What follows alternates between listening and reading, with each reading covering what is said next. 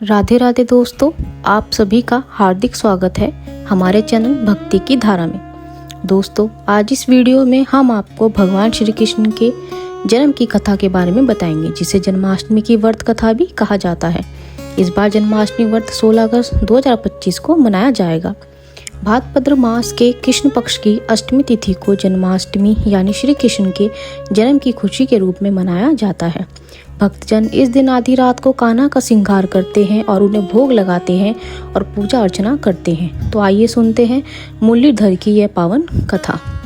स्कंद पुराण के अनुसार यह द्वापर युग की बात है। उन दिनों मथुरा में उग्रसेन नामक राजा का शासन था। राजा उग्रसेन स्वभाव से सीधे साधे थे, इसलिए उनके पुत्र कंस ने उनका राज्य छीन लिया और स्वयं मथुरा का राज्य राजा बन बैठा।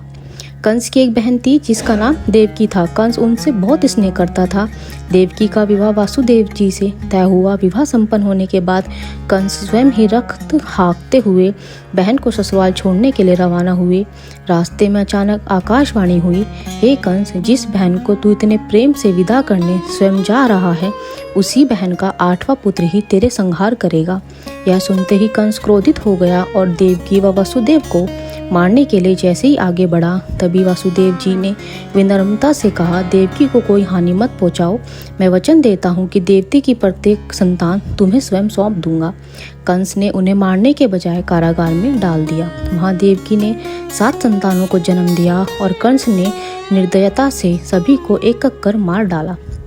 जब देवकी 8वीं बार गर्भवती हुई, कंस ने कारागार की सुरक्षा और भी कड़ी कर दी। भाद्रपद मास के कृष्ण पक्ष की अष्टमी को रोहिणी नक्षत्र में आधी रात को के समय कान्हा जी का जन्म हुआ। तभी श्री विष्णु ने वासुदेव जी को दर्शन देकर कहा, मैं स्वयं तुम्हारा पुत्र बनकर आया हूँ।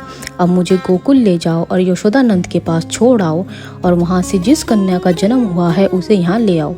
यशोदा जी के गर्भ से जन्मी वह कन्या कोई साधारण बालिका नहीं, बल्कि स्वयं योग माया थी। जैसे ही वासुदेव जी ने कान्हा को गोद में उठाया, कारागार के ताले अपने आप खुल गए। पहरेदार गहरी नींद में सो गए। वासुदेव जी ने बालक को टोकरी में रखा और यमुना जी की ओर चल पड़े।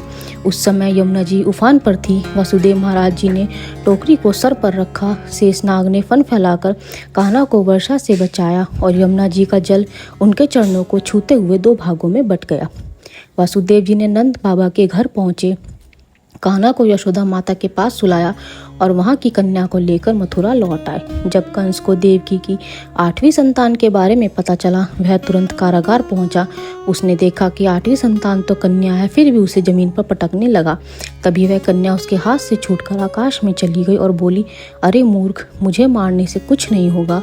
तेरा काल तो पहले ही वृंदावन पहुंच चुका है और वही शीघ्र तेरा अंत करेगा।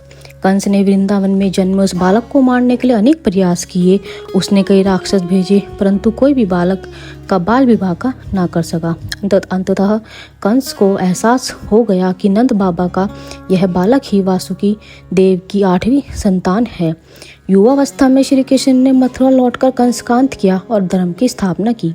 कहा जाता है कि जो इस कथा को श्रद्धापूर्वक पढ़ता है या सुनता है, उसके समस्त पाप नष्ट हो जाते हैं और उसे भगवान श्री कृष्ण की विशेष कृपा प्राप्त होती है। पूरे विश्व में कान्हा जी के जन्म का यह महोत्सव बड़े हर्षोल्लास और धूमधाम से मनाया जाता है। तो आइए मिलकर बोले, हाथी घोड़ा पाल की जय कन्हैया लाल की। दोस्तों, ऐसी और कहानियों के लिए हमारे चैनल भक्ति की धारा को सब्सक्राइब करें। धन्यवाद। राधे राधे।